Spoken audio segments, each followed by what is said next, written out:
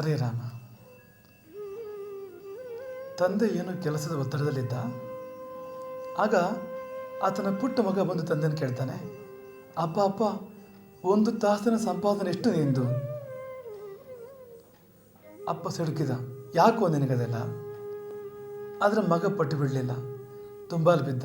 ಅಪ್ಪ ಅಪ್ಪ ಹೇಳಪ್ಪ, ಎಷ್ಟು ನಿನ್ನ ಸಂಪಾದನೆ 1 ಗಂಟೆಗೆ? ಕೊನೆಗೂ ಅಪ್ಪ ಹೇಳಬೇಕಾಯ್ತು, 500 ರೂಪಾಯಿ 1 ಗಂಟೆ ನನ್ನ ದುಡಿಮೆ. ಆ ಉತ್ತರ ಕೇಳಿ ಮಗ ಸ್ವಲ್ಪ ನಿರಾಶೆ ಆಗ್ತಾನೆ, ಸ್ವಲ್ಪ ಸಪ್ಪೆ ಆಗ್ತಾನೆ. ಕೊಂಚ ಹೊತ್ತು ಬಿಟ್ಟು ಪುನಃ ಕೇಳ್ತಾನೆ, ಅಪ್ಪ ಅಪ್ಪ 300 ರೂಪಾಯಿ ಬೇಕಿತ್ತು ನನಗೆ. ಈಗ ತಂದೆಗೆ ಸಿಟ್ಟು ಬಂತು. ಇದಕ್ಕಾಗಿ ನನ್ನ ಸಂಬಳ ಕೇಳ್ತಾ ಇರೋದು? ಆಟಿಕೆ ಬೇಕಾಗಿದೆ ನಿನಗೆ, ಅಥವಾ ಅಂಥದ್ದೇ ಬೇರೆ ಬೇರೆ ಏನೋ ಕೆಲಸಕ್ಕೆ ಬರೋದು ಬೇಕಾಗಿದೆ?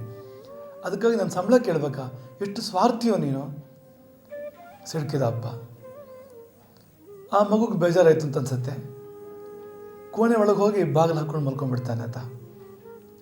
ಸ್ವಲ್ಪ ಹೊದ್ಬಿಟ್ಟು ಅಪ್ಪ ಯೋಚನೆ ಮಾಡ್ತಾನೆ, ನಿಜವಾಗಿಯೂ ಹಣ ಬೇಕಾಗಿತ್ತೋ ಏನೋ. ಯಾವತ್ತೂ ಹಣ ಕೇಳಿದ್ದಿಲ್ಲ ಮಗ, ಇವತ್ತು ಕೇಳ್ತಾ ಇದ್ದಾನೆ. ಅಗತ್ಯ ಇತ್ತೋ ಏನೋ ಅಂತ ಅನ್ನಿಸ್ತು. ಪಶ್ಚಾತ್ತಾಪ ಆಯಿತು. ಮಗನ ಕೋಣೆಗೆ ಹೋಗ್ತಾನೆ. ಮುಸುಕು ಹಾಕ್ಕೊಂಡು ಮಲ್ಕೊಂಡಿದ್ದ ಮಗನನ್ನು ಎಬ್ಬಿಸ್ತಾನೆ. ಬೇಜಾರಾಗಬೇಡ, ಏನೋ ಕೆಲಸದ ಒತ್ತಡದಲ್ಲಿದ್ದೆ, ಸಿಟ್ಟಲ್ಲಿ ಏನೋ ಅಂದ್ಬಿಟ್ಟೆ. ನಿಂಗೆ ಎಷ್ಟು 300 ರೂಪಾಯಿ ಬೇಕಾ? ತಗೋ 300 ರೂಪಾಯಿ. 300 ರೂಪಾಯಿ ಕೊಡ್ತಾನೆ ಅಪ್ಪ ಮಗನಿಗೆ. 300 ರೂಪಾಯಿ ಸಿಕ್ಕಿದ ಕೂಡಲೇ ಮಗ ಖುಷಿ ಆಗ್ತಾನೆ, ಎದ್ದು ಕೂತ್ಕೊತಾನೆ. ತಕ್ಷಣ ತಲೆದಿಂಬೆ ನಡಿಗಿರೋ ಬೇರೆ ಕೆಲವು ಸ್ವಲ್ಪ ದುಡ್ಡು ಅವನು ಇಟ್ಕೊಂಡಿರೋದು ಅದನ್ನು ತೆಗೆದು ಎಳ್ಸೋಕೆ ಶುರು ಮಾಡ್ತಾನೆ. ಅಪ್ಪನಿಗೆ ಮತ್ತೆ ಸಿಟ್ಟು ಬಂತು. ಅರೆ, ನಿನ್ನ ಹತ್ರ ಹಣ ಇದೆ ಮೊದಲೇ, ಮತ್ತೆ ಯಾಕೋ ಕೇಳ್ತೀಯ ಹಣ ನನ್ನ ಹತ್ರ? ಆಗ ಮಗ ಮೆಲ್ಲಗೆ ಹೇಳ್ತಾನೆ, ಅಪ್ಪ ಹಣ ಇದೆ ನನ್ನ ಹತ್ರ, ಆದರೆ ಬೇಕಾದಷ್ಟಿಲ್ಲ, ಸ್ವಲ್ಪ ಕಡಿಮೆ ಇದೆ. ನಂಗೆ 500 ರೂಪಾಯಿ ಬೇಕಿತ್ತು, ಇರೋದು 200 ರೂಪಾಯಿ ಮಾತ್ರ. ಈಗ ನೀವು 300 ರೂಪಾಯಿ ಕೊಟ್ಟಿರಪ್ಪ, 500 ರೂಪಾಯಿ ಆಯಿತು. ನಂಗೆ ಬೇಕಾಗಿರೋದು ಏನಂದರೆ ನಿನ್ನ 1 ಗಂಟೆ ಸಮಯ ನಂಗೆ ಬೇಕು. 1 ಗಂಟೆನೇ 500 ರೂಪಾಯಿ ಸಂಪಾದನೆ ಮಾಡ್ತೀರಪ್ಪ, 500 ರೂಪಾಯಿ ನಾನು ಕೊಡ್ತೀನಿ ನಿನಗೆ. ನಾಳೆ 1 ಗಂಟೆ ಬೇಗ ಬಾ ಮನೆಗೆ. 1 ದಿನ ಆದರೂ, ಕೊನೆ ಪಕ್ಷ 1 ದಿನ ಆದರೂ ನಿನ್ನ ಜೊತೆ ಕೂತ್ಕೊಂಡು ಊಟ ಮಾಡಬೇಕು ನಾನು, ಆಸೆ ಇದೆ. ಬೇಗ ಬರ್ತೀಯಪ್ಪ? ತಂದೆ ಸ್ತಬ್ಧ ಆಗ್ತಾನೆ, ಮೌನ ಆಗ್ತಾನೆ. ಆ ಮಗುವಿನ ಮನಸ್ಸು ಎಷ್ಟು ಚೆನ್ನಾಗಿದೆ, ಎಷ್ಟು ಪ್ರೀತಿ ತುಂಬಿದೆ ಅಂತ ಗೊತ್ತಾದಾಗ ತಂದೆನೇ ಮಗು ತರಹ ಆತ ಕುಗ್ಗಿ ಹೋಗ್ತಾನೆ, ಕುಬ್ಜನಾಗಿಬಿಡ್ತಾನೆ.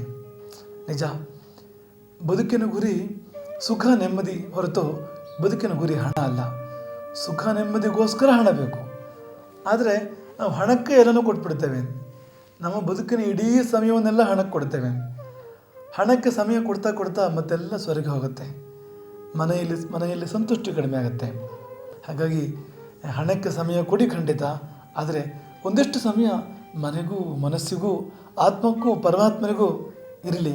ಹಾಗಿದ್ದರೆ ಬದುಕಿನಲ್ಲಿ ಪೂರ್ಣ ನೆಮ್ಮದಿ, ಪೂರ್ಣ ಸಂತುಲನ, ಪೂರ್ಣ ಸಮಾಧಾನ. ಹರೇ ರಾಮ್.